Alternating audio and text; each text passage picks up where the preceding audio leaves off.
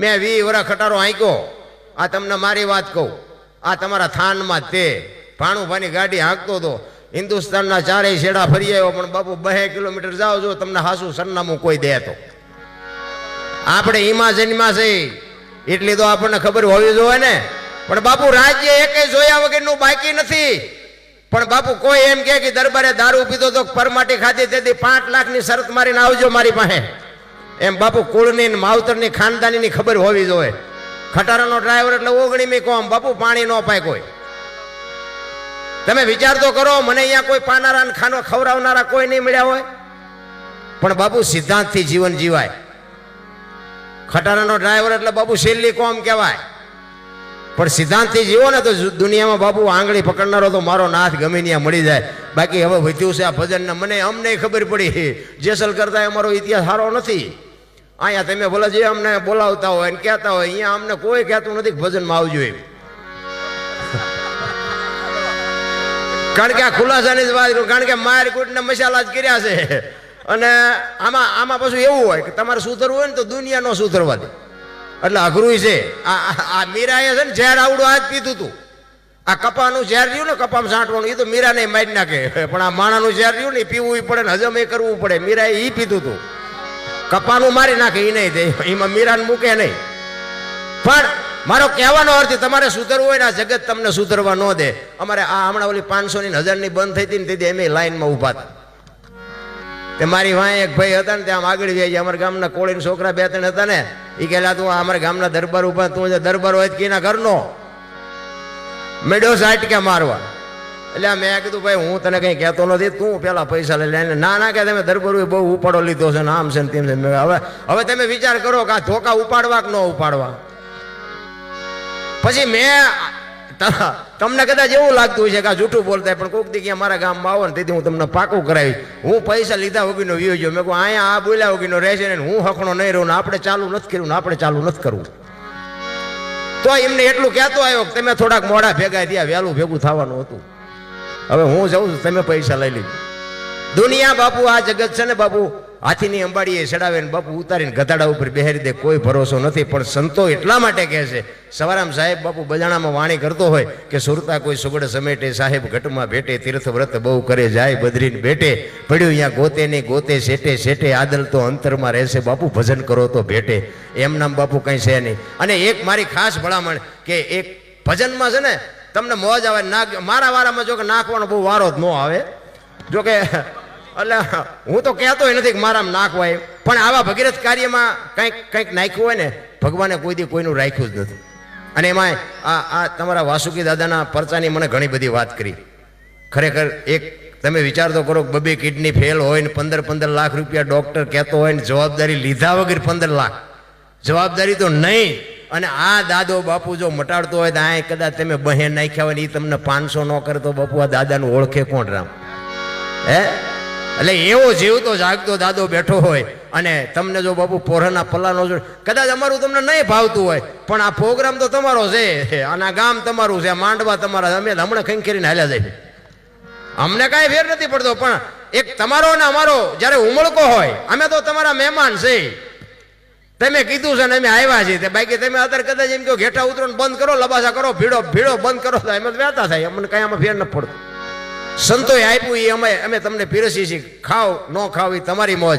પણ મારો કહેવાનો અર્થ એ છે કે આવડું મોટું ભગીરથ કાર્ય કર્યું હોય અને એક તમે વિચાર કરો કે આપણે બજારમાં જ્યાં હોય તો 50-100 રૂપિયા તો માવા ચામાં વ્યા જાય.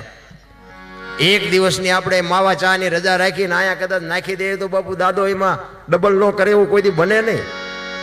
એટલે તમને જ્યાં મોજ આવે અહીંયા. હમણાં આપણે આરતીબેનને રજૂ કરવા છે.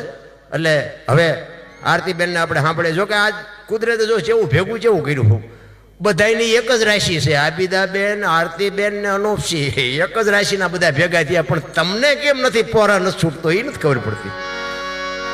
હે કાંઈક આમ જો હમણાં બેને કીધું ને એમ હું દરબાર છું, મગાય નહીં, પણ તમારી સામે લાંબો હાથ મારે કરવો શું કામ પડે કે પરમાર્થનું કાર્ય છે. હે સતી તોરલ બોલ્યા હતા કે મરવું પણ માગું નહીં અપને તન કે કાજ, પરમાર્થના કારણે મને માગતા ન આવે લાજ.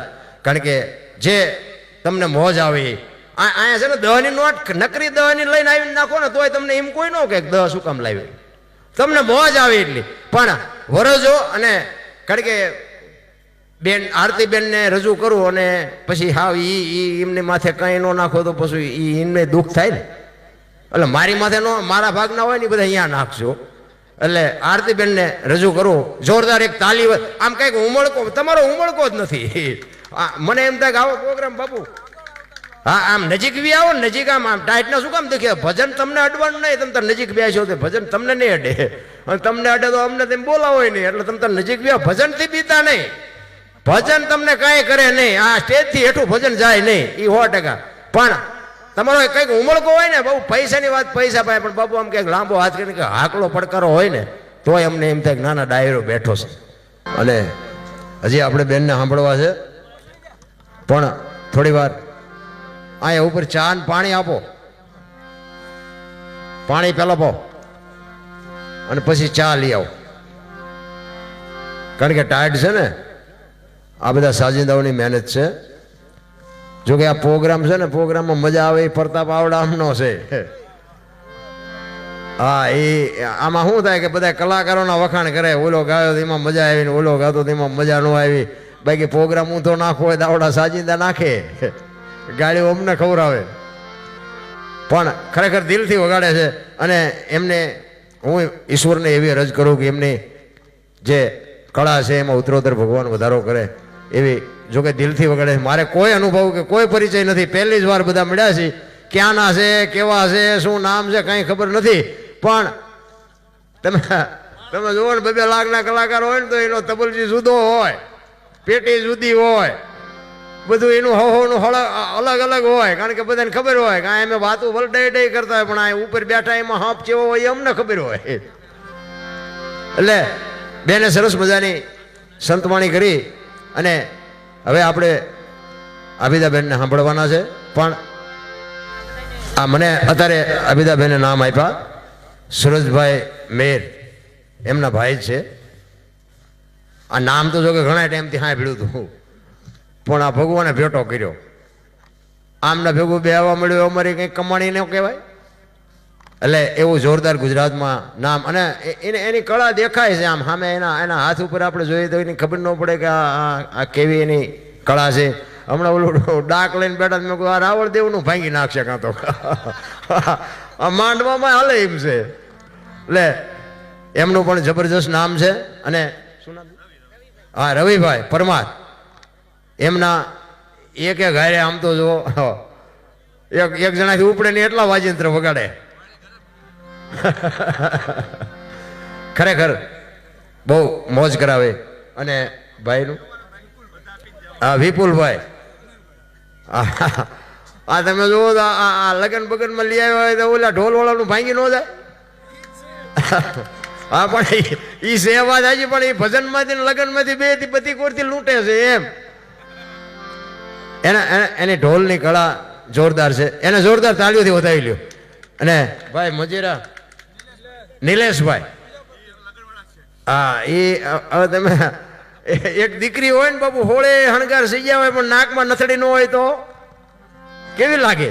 આ ગમે એટલા વાજિંત્ર વાગતા હોય પણ એક મંજીરું ન હોય તો બાપુ દી ઉઠી જાય. હા, ઈ મંજીરાના માણીકર.